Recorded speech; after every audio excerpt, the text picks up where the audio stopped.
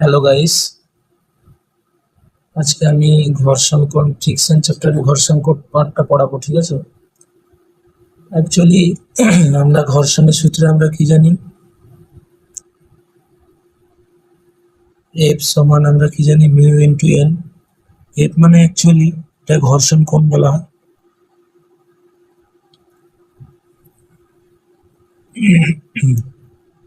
আর এইটাকে আমরা বলবো ঘর্ষণ গুণাঙ্ক, আর এইটাকে বলবো লম্ব প্রতিক্রিয়া বল।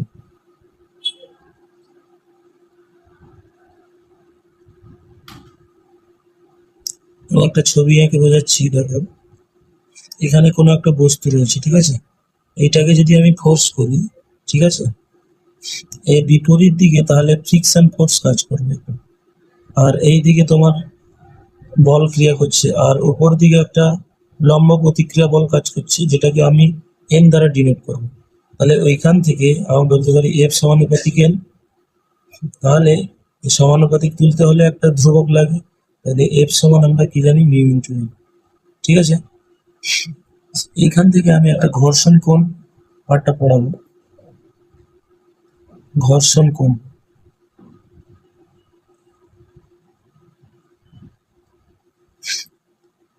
দেখো আমি একটা ছবি এঁকে বোঝাচ্ছি। ধরো এইখানে একটা বস্তু রয়েছে, ঠিক আছে? এখানে আমি একটা এফ বল প্রয়োগ করলাম, যার নর্মাল ফোর্স হচ্ছে উপরের দিকে ক্রিয়া করছে, ঠিক আছে?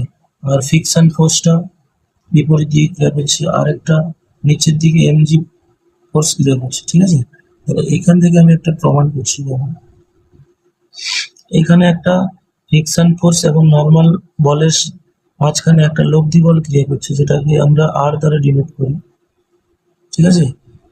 এই লব্ধি বল আর হচ্ছে লম্ব প্রতিক্রিয়া বলের মাঝখানে যে কোণ তৈরি হয় এটাকে আমরা বলবো ঘর্ষণ কোণ, যেটাকে ল্যামডা দ্বারা ডিনোট করা হয়, ঠিক আছে?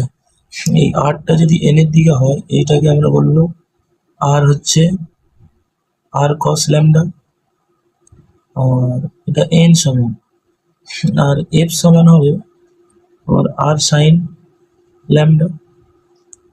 তাহলে এইখানে আমি লিখতে পারি এন সমান আর কস ল্যামডা আর এফ সমান আর সাইন ল্যামডা। এক নম্বর, এটা 2 নম্বর সমীকরণ দিই। যদি 2 থেকে 1 ভাগ করি তাহলে আমরা পাবো tan ল্যামডা সমান এফ বাই এন